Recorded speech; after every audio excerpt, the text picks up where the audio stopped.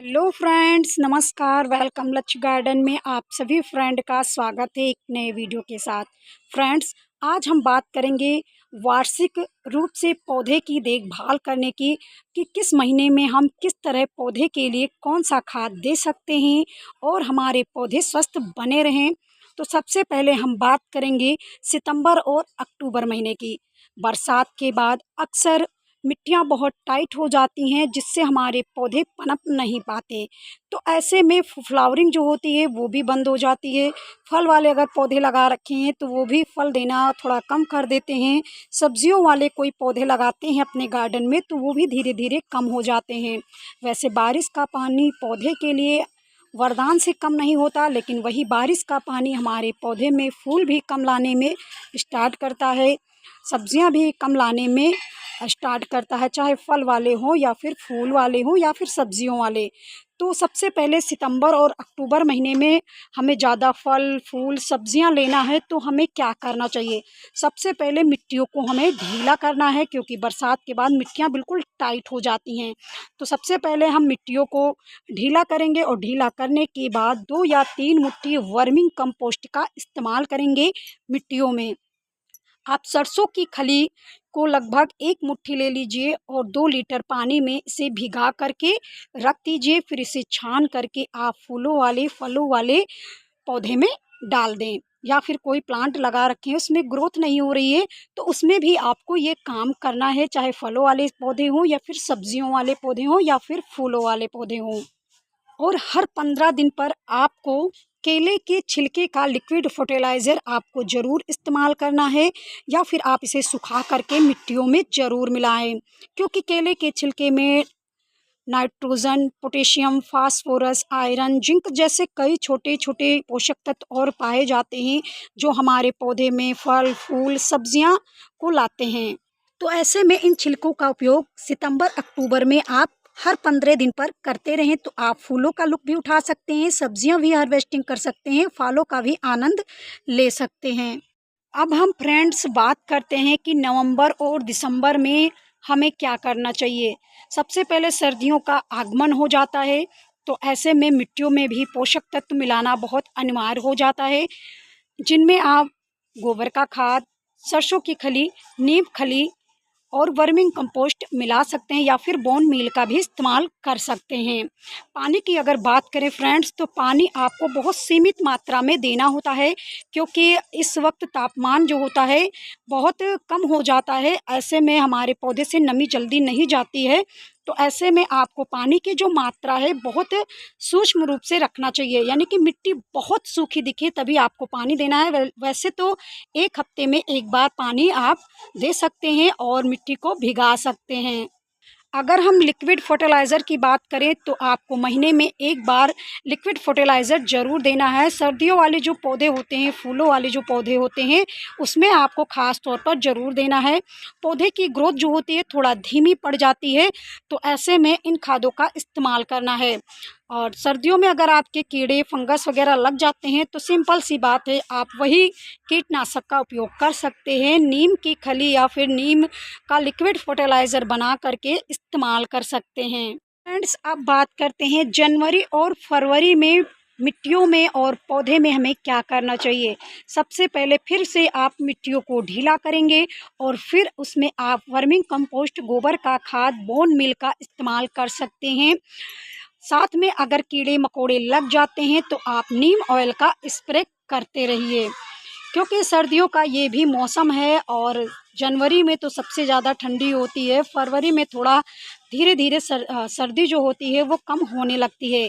फिर भी आपको मिट्टियों को ढीला करना बहुत ज़रूरी है और इन पोषक तत्वों को अपने पौधे में देना है, क्योंकि फूल नहीं आएंगे तो गार्डन भी अच्छा नहीं लगेगा। साथ में हम फूलों का उपयोग कई प्रकार से करते हैं, तो ऐसे में इन चीज़ों का आपको ध्यान रखना है। तो फ्रेंड्स, अब आ गया मार्च और अप्रैल। बसंत ऋतु का आगमन हो चुका है, पौधे बहुत तेज़ी से ग्रोथ करना स्टार्ट करेंगे, क्योंकि तापमान धीरे धीरे बढ़ेगा और हमारे पौधे की ग्रोथ बहुत तेज़ी से होना स्टार्ट होगा। तो ऐसे में आपको मिट्टियों में आपको रेत का इस्तेमाल करना है, जिससे पौधे में जल भराव बिल्कुल ना हो पाए, मिट्टी जो है भुरभुरी बनी रहे, तो इसके लिए आपको ऊपरी से एक लेयर मिट्टी हटा देना है और रेत को मिला कर के फिर से आपको गमले में फिल कर देना है, जिससे आपके पौधे में पानी का रुकाव नहीं होगा। अब आपको इसमें बायो एंजाइम, गुड़ का घोल और केले के छिलके का बना लिक्विड 15 दिनों के अंतराल में आपको देना है। ऐसे में हमारे पौधे के कीटों का भी अटैक बहुत तेज़ी से होता है, मिट्टियों में फंगस बहुत तेज़ी से लगती है, साथ ही कीड़े मकोड़े जो होते हैं हमारे तनों और पत्तियों को खाना शुरू कर देते हैं। तो इसके लिए आप नीम ऑयल का इस्तेमाल करें। साथ में अगर आपके यहाँ नीम ऑयल नहीं है तो कुछ लोग वॉशिंग पाउडर का भी इस्तेमाल करते हैं, डिटॉल का भी इस्तेमाल करते हैं, लेकिन मैं बताती हूँ आप नीम ऑयल का ही इस्तेमाल करें, बहुत अच्छा काम करता है। कम से कम 200 प्रकार के कीटों को ये मारता है। साथ में जितने हमारे मित्र कीट होते हैं उनको नहीं मारता, उन्हें आकर्षित करता है। तो ऐसे में आप नीम ऑयल का इस्तेमाल कर सकते हैं। अगर आपके मिट्टियों में फंगस लग जाते हैं तो नीम की खली का इस्तेमाल करते रहिए। अब फ्रेंड्स बात करते हैं मई जून का महीना, बहुत तपती हुई गर्मी, लू का मौसम आ जाता है, ऐसे में पौधे झुलसना शुरू कर देते हैं। तो आपको सबसे पहले तेज धूप से अपने पौधे को बचाना है। पौधे से जल्दी नमी न जाए तो मल्चिंग का इस्तेमाल करना है, सूखे पत्ते यानी भूसा का इस्तेमाल आपको करना है। मिट्टियों में आपको 1 चम्मच एप्सम सॉल्ट का भी इस्तेमाल करना है। और अब हम खाद देने की बात करते हैं, तो ऐसे में गर्मी बहुत तेज़ रहती है, तपती गर्मी रहती है, लू का मौसम रहता है। अब हमें ऐसा खाद का इस्तेमाल करना है जो पौधे को ठंडक दे सके। तो आप लिक्विड फर्टिलाइज़र भी डाल सकते हैं। तो अगर आप लिक्विड फर्टिलाइज़र डालना चाहते हैं तो आप केले के छिलके, चुकंदर के छिलके, आलू के छिलके का लिक्विड फर्टिलाइज़र इस्तेमाल कर सकते हैं।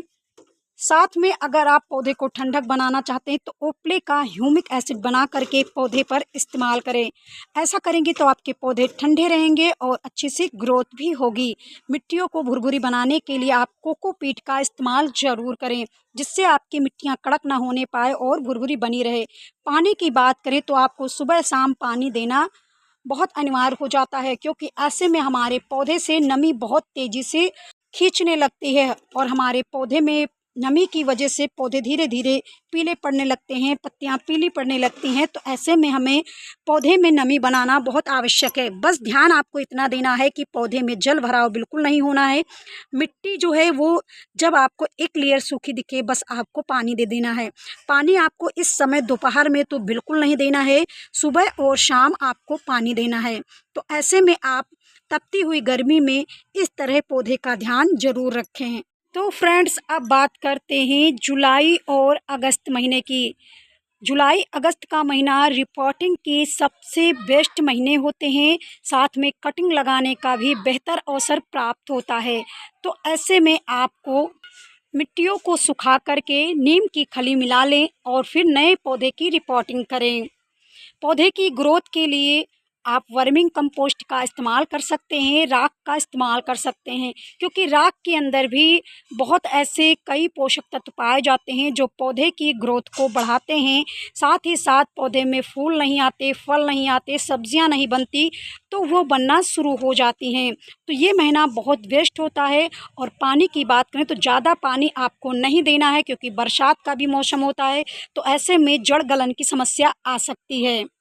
कि इस महीने में हमें पोटास, फास्फोरस युक्त जैसे खादों को देना होता है।